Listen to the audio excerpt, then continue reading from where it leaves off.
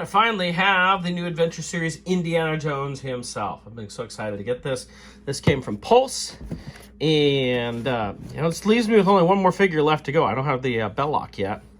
But with the announcements at Celebration this last week, I'm pretty excited to get some more Indiana Jones figures.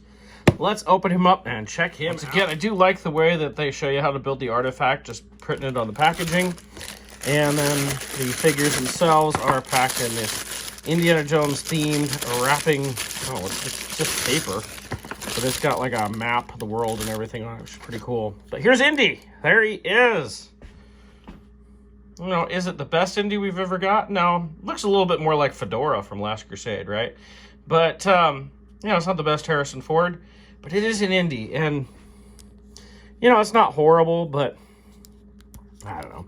Harrison Ford seems to always be one that's hard to get. I only have two figures I feel are spot on Harrison Ford, I would say. And that is my Hot Toys Force Awakens Han Solo and my Bandai SH Figure Arts Force Awakens Han Solo. Both of those are fantastic. But, I have the Hot Toys, the Hot Toys Indy, and that's still just okay, I think the Toys McCoy is still better than that. Anyway, you can see we've got a jacket. You can see how that is put together. Butterfly joints there in the shoulders. Working holster. We have the satchel, which I think you can remove, yes, if you want to work at that. The hat is not removable. Both belts on there. And then we have another, for lack of a term, accessory bag here. I'm kind of going to miss this. I know we're going away from the plastic-free packaging. I actually kind of liked it. I thought the packaging looked kind of nice. I just always felt window box just felt cheap, but that's me. I know I'm probably one of the few out there. So we have a coiled whip.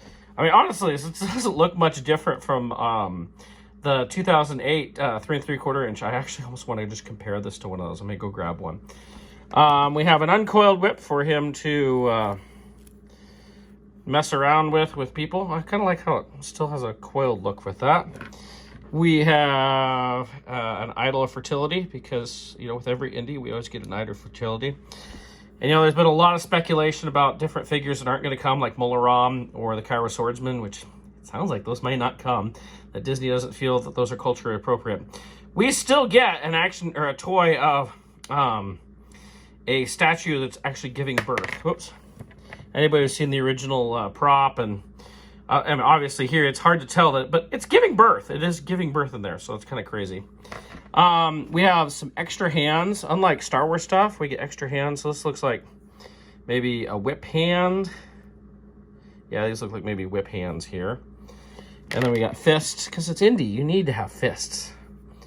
He's gonna beat up people and stuff. Okay, and then he gets a revolver. This is a ton of accessories. This is fantastic. You can see it right there.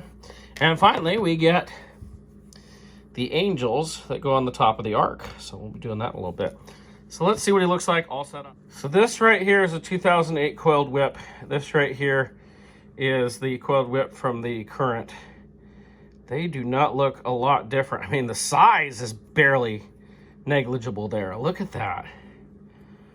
And there's a couple different coiled whips. So I might have to go check and see if it matches one of the other ones, because they actually had a couple different molds for coiled whips from what I saw when I was going through stuff while doing my retrospectives. But maybe they added the plating and that on that. But it is so similar. It's kind of crazy. It's a coiled whip. It's not going to be that different. But, I don't know.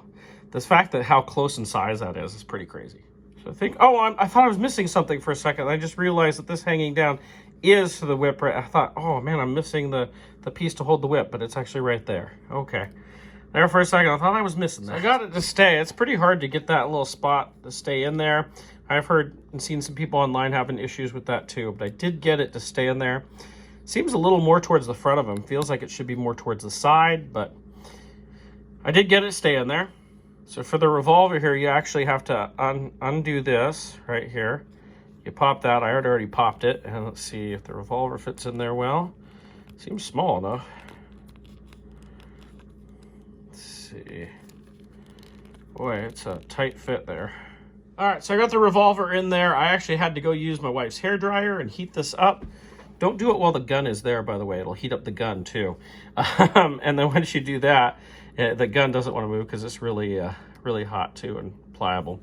But, so now I've got the revolver in the holster. I can probably get that shut off if I work at it. It's probably going to stay there now that I got it in.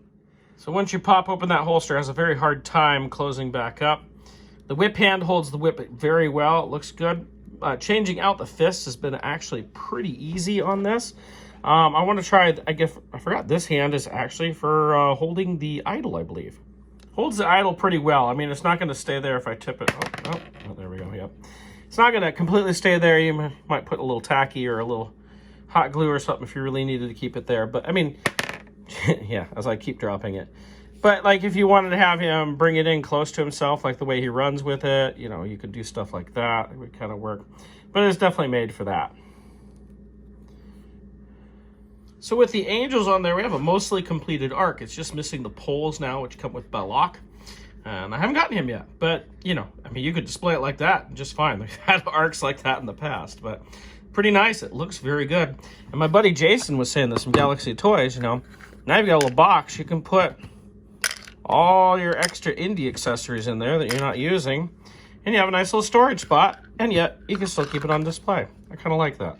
So in the end, we have a pretty cool indie. I have a couple little minor gripes, and it's mostly these little spots that are supposed to put in, like it's a rubbery plastic that you're supposed to put into those. They don't fit really well because it's so pliable, it keeps coming right back out. You know, that's a problem a higher-end toy company would solve with magnets and that sort of thing, but Hasbro's not going to do that. They did magnets in 02 with Attack of the Clones, and then there were issues not long after kids swallowing magnets became, you know, as a hazard, and so I don't think Hasbro's going to be doing magnets again, but it still looks really good. I like how this line is starting. I mean, no matter what, we could say that doesn't exactly look like Harrison Ford, but I mean, the Han Solos don't really either in the 6-inch stuff.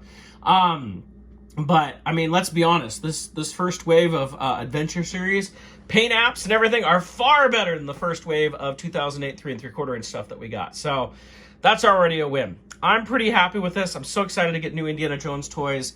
I'm hoping more people buy them so it can last a little while. And, you know, if you've watched any of my videos, I keep talking about Indiana Jones fails. The toy lines always fail.